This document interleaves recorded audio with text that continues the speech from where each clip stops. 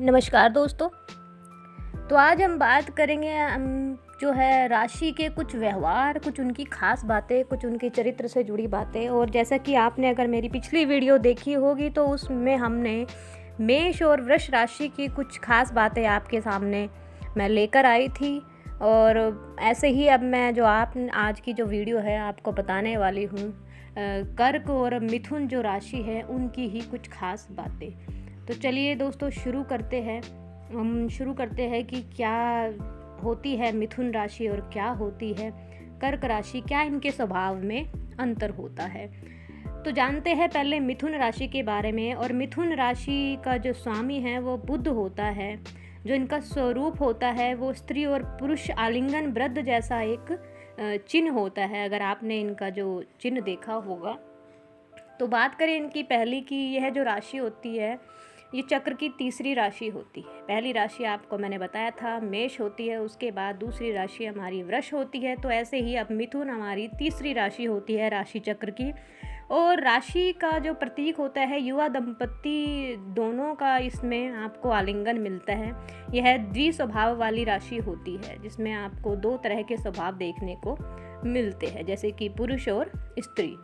अब दूसरी बात करते हैं कि मृगशिरा नक्षत्र के तीसरे चरण के स्वामी हैं मंगल और शुक्र। मंगल शक्ति और शुक्र जो है वो माया का प्रतीक होता है। इनकी राशि में ये दोनों स्वामी इस तरह से काम करते हैं। तीसरा कि शुक्र के कारण जो है ये लोग जीवन साथी के लिए हमेशा शक्ति बने रहते हैं, उनके सपोर्ट में खड़े रहते हैं। कभी कभी घरेलू कारणों से आपस में थोड़ा तनाव उत्पन्न जरूर हो जाता है, लेकिन फिर भी ये अपनी ही प्रॉब्लम्स, अपनी जो परेशानियां चल रही होती हैं उनको सुलझा लेते हैं और एक दूसरे को सपोर्ट करते हैं। अब चौथी बात इनकी आती है कि यदि इनकी कुंडली में मंगल और शुक्र की युति है तो इन लोगों में स्त्री रोगों का परखने की अद्भुत अक्षमता होती है। ये क्या करते हैं कि ये शुक्र की युति के कारण, मंगल की युति के कारण स्त्री के अंदर जो अद्भुत चीज़ें होती है ये उसको परखने में सक्षम होते हैं। ये पहचान लेते हैं, स्त्री को परख लेते हैं। पांचवी जो इनकी बात होती है कि ये लोग वाहनों की अच्छी जानकारी रखते हैं। नए नए वाहन, उनकी सुख सुविधाएं, उनके जो अलग अलग फीचर्स जो कहते हैं आजकल हर एक गाड़ी में, हर एक वाहन में आने लगे हैं, इनको बड़े ही इन चीज़ों की नॉलेज होती है। ये अत्यधिक आकर्षण महसूस करते हैं उन चीज़ों के पीछे। इनका घरेलू जो साज सज्जा के प्रति है वो भी अधिक झुकाव होता है। वैसे तो स्त्रियों का झुकाव ज़्यादा रहता है घरेलू साज सज्जा में, लेकिन इस राशि के जो आदमी होते हैं, पुरुष होते हैं, वो भी घरेलू साज सज्जा में अपना थोड़ा झुकाव, जो रुझान होता है उनका बना रहता है। छठी बात करें तो मंगल के जो कारण है व्यक्ति वचनों का पक्का बन जाता है। मंगल जो इनके राशि में बैठा होता है, कुंडली में बैठा होता है, उसके कारण ये जो है, जो ये वचन देते हैं किसी को तो ये उसको पक्का वचन देते हैं, अपनी जुबान से नहीं मुकरते हैं। सातवीं बात करें तो गुरु आसमान का राजा है, तो राहु गुरु का शिष्य हुआ। अब कुंडली में इन ग्रहों की स्थिति से इस राशि के जो लोगों में ईश्वर की जो भक्ति होती है वो बढ़ जाती है। इनका जो भक्ति की भावना है वो बढ़ जाती है। आठवीं बात आती है इन राशियों के लोगों में ब्रह्मांड को समझने की योग्यता होती है। ये लोग वायुयान, सैटेलाइट, ऐसे साइंटिस्ट जो चीज़ें करते हैं, ये उन लोगों में, इनके अंदर जो है वो ज्ञान बढ़ जाता है। इनका जो रुझान है इस तरफ होने लगता है। नवीं बात करें तो कुंडली में राहु शनि एक साथ होते हैं तो व्यक्ति की जो शिक्षा होती है और शक्ति होती है वो बढ़ने लगती है, उसको आगे बढ़ोतरी मिलने लगती है। व्यक्ति का जो कार्य है शिक्षा स्थानों में या बिजली, पेट्रोल या फिर वाहन जैसे जिनका इनका रुझान जिस तरफ होता है, ऐसे कामों की ओर होने लगता है। 10वीं बात करें तो व्यक्ति एक दायरे में रहकर भी काम कर पाते हैं। इस राशि के लोग, मिथुन राशि के लोग पूरा जीवन लाभ प्राप्त करते हैं और व्यक्ति के अंदर एक मर्यादा होती है, लिमिट होती है जो उसे धर्म में बांधे रखती है, तो व्यक्ति सामाजिक और धार्मिक कार्यों में लगा रहता है।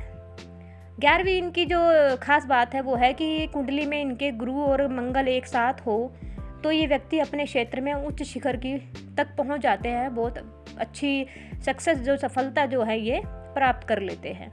12वीं खास बात है कि व्यक्ति अपने ही विचारों में उलझ जाता है। ये खास बात भी है इनकी, ये अपने विचार खुद के बनाते हैं, लेकिन ये इनकी नेगेटिविटी भी दर्शाता है कि ये ज़्यादा विचार बनाने के कारण उसमें खुद ही उलझ जाते हैं। अपने ही इनके सवाल, अपने ही इनके जवाब शुरू होने लगते हैं। और मिथुन राशि वाले जो होते हैं वो पश्चिम दिशा के प्रतीक होते हैं। इनका स्वामी बुध होता है, ये मैंने आपको अभी बताया था। 13वीं इनकी खास बात है कि बुध की धातु पारा है। जो बुध स्वामी हैं उनका जो धातु है वो पारा है, और इसका स्वभाव जरा सा थोड़ा गर्मी सर्दी ऊपर नीचे कहते हैं, थोड़ा उतार चढ़ाव वाला होता है।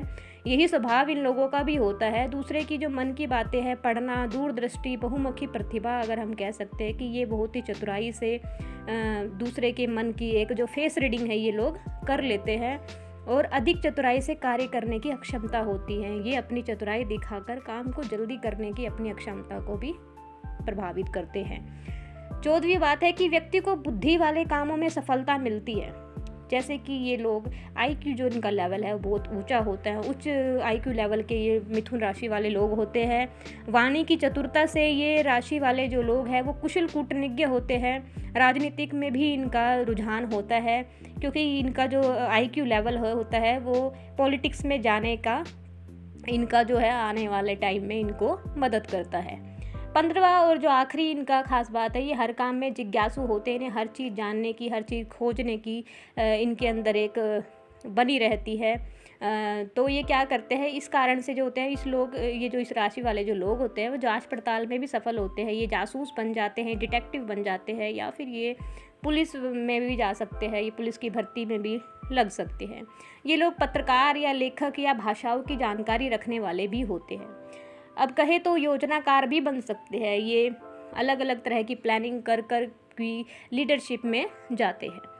तो चलिए दोस्तों, अब बात कर लेते हैं कर्क राशि की कुछ खास बातें जो आपके सामने मैं लेकर आ रही हूँ। और बता दूं आपको कि जो कर्क राशि होती है, इसका जो स्वामी होता है वो चंद्रमा होता है, और ये राशि चक्र की चौथी राशि है। इस राशि का जो चिन्ह है वो केकड़ा है, ये इसका मैं पहला आपको बता रही हूँ, और ये चर राशि होती है। दूसरा है कि राशि स्वामी चंद्रमा होता है इस राशि का। इसके अंतर्गत क्या होता है, पूर्णवसु नक्षत्र का जो अंतिम चरण है, पुष्य नक्षत्र के चारों चरण तो अन्वेषा नक्षत्र के चारों चरण आते हैं। इस राशि के अंदर ये 4 चरण उत्पन्न होते हैं।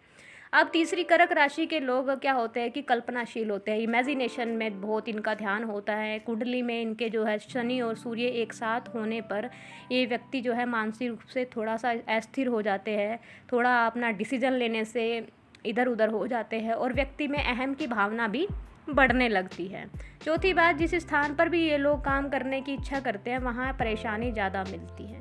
इनके जो काम करने का जो भी जहाँ भी इनको काम मिलता है वहाँ इनको परेशानियों का सामना थोड़ा ज़्यादा करना पड़ता है। वो इनके स्वभाव के कारण हो जाता है, क्योंकि इनके अंदर एक मैं की भावना पनपने लगती है। 5वां, कुंडली में जो है इनके शनि बुध की युति अगर व्यक्ति को जो है वो होशियार बना देती है। जब शनि और बुध एक साथ इनकी कुंडली में बैठते हैं तो ये होशियार बन जाते हैं, और कुंडली में शनि शुक्र की जो युति है व्यक्ति को धन भी इनको प्राप्त करने में मदद करती है। जैसे ही शनि और शुक्र इनकी कुंडली में एक साथ आते हैं तो ये व्यक्ति धनी बन जाते हैं। छठी बात आती है कि शुक्र व्यक्ति को सजने संवरने की कला देता है। तो ऐसे ही अगर इनकी कुंडली में शुक्र होता है तो ये सजने संवरने, यानी कि ये अपनी पर्सनैलिटी अगर मैं बात करूँ, ये उन चीज़ों पे बड़ा ध्यान देने लगते हैं, और शनि अधिक आकर्षण इनको देने लगता है। लोग इनकी तरफ जो है प्रभावित होने लगते हैं। 7वीं बात, व्यक्ति जो है उपदेशक बन जाता है। ये जो है उपदेश देते हैं, कुछ अच्छी बातें जो इनके दिमाग में आने लगती है, जो उनको लगता है कि ये लोगों को बता सकते हैं। अब कुंडली में बुध की जो अच्छी स्थिति है उसकी वजह से इनके अंदर गणित की जो समझ है वो भी आने लगती है, और शनि जो है इनके जो लिखने का प्रभाव है वो बढ़ जाता है। ये थोड़ा क्रिएटिव हो जाते हैं कुछ चीज़ों में, चीज़ों को बारीकियों से समझने लगते हैं। कंप्यूटर के कामों में भी इनका बहुत ही व्यक्ति को जो है सफलता मिलती है। 8वीं बात करें तो व्यक्ति श्रेष्ठ बुद्धि वाला हो जाता है। जल मार्ग से यात्रा पसंद करना इनको बहुत पसंद होता है। ज्योतिषी के काम में भी ये जा सकते हैं। सुगंधित पदार्थों का काम ये करने वाले हो सकते हैं। और सबसे बड़ी बात है कि ये मातृ भक्त होते हैं। ये माता को बहुत ही अपनी आदर स्वभाव इनका जो होता है माता के प्रति बहुत ही अलग तरह का स्वभाव रखते हैं ये माता के प्रति। नौवा जो है केकड़ा जब किसी चीज़ या जीव को अपने पंजे में जैसे जकड़ लेता है तो उसे आसानी से नहीं छोड़ता, उसी तरह इन लोगों का भी स्वभाव होता है कि ये अपने विचारों को आसानी से नहीं छोड़ते हैं। ये अपने विचारों को सबसे सर्वप्रथम कह सकते हैं कि ये रखते हैं, इनको लगता है कि इनके विचार सही होते हैं। अब ये अपने विचार दूसरों के ऊपर नहीं थोपते हैं, लेकिन इनके अपने ही विचारों की एक कहानी इनके दिमाग में चल रही होती है और कभी कभी ये उसमें उलझ भी जाते हैं।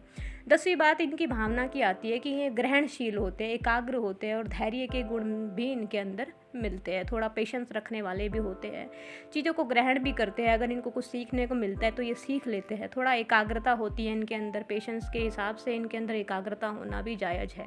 11वीं बात करें तो जो इनका मूड होता है वो बदलने में देर नहीं लगती है। ये मिनटों में, सेकंडों में इनका मूड जो है वो बदल जाता है। कल्पना जो शक्ति है, स्मरण जो शक्ति है, इमेजिनेशन पावर कहिए, वो बहुत तेज़ हो जाती है। ये चीज़ों को बड़ी जल्दी ही परख लेते हैं और उसी कारण इनका मूड बदल जाता है। अगर कोई इंसान इनके सामने खड़ा है और इनको ज़रा सी भी भनक लगी उस इंसान के बारे में तो ये उस इंसान के सामने ही अपने मूड को चेंज कर लेते हैं और उस इंसान से थोड़ा दूर होने लगते हैं। 12वीं बात आती है, उनके लिए अतीत का महत्व बड़ा होता है। मित्रता को जीवन भर निभाना जानते हैं। ये जो वचनों के पक्के होते हैं, जो भी वचन करते हैं वो उसको पूरा करते हैं। अपनी इच्छा के स्वामी होते हैं, अपनी मर्जी से काम करते हैं। 13वीं बात, ये सपने देखने वाले होते हैं। इनके दिन में भी सपने इनके चल रहे होते हैं। परिश्रमी होते हैं और अपने सपनों को पूरा करने के लिए हर तरह की कोशिश करते हैं। 14वां व्यक्ति जो है ये बचपन में थोड़े दुर्बल होते हैं। जब ये जवानी और बचपन का जो इनका दौर होता है उस वक्त ये थोड़े दुर्बल होते हैं और आयु के साथ साथ इनके शरीर का विकास भी होने लगता है। 15वीं और आखिरी बात जो आज हम करेंगे इस राशि की, कि इन लोगों को भोजन पर विशेष ध्यान देने की आवश्यकता होती है, क्योंकि दुबला होने के कारण इनको थोड़ी शक्ति की ज़रूरत पड़ती है। तो ये हुई कर्क राशि की बात और आज हम अपनी वीडियो समाप्त कर रहे हैं दोस्तों। और आने वाली वीडियो में हम आपके सामने 2 और राशि को लेकर आएंगे, उनकी कुछ खास बातें आपसे जो है हम शेयर करेंगे। तो आप चैनल को सब्सक्राइब करना ना भूलें। ऐसे ही आपको कुछ वास्तुशास्त्र, कुछ राशियों का ज्ञान और कुछ व्रत इस चैनल पर आपको मिलते रहेंगे।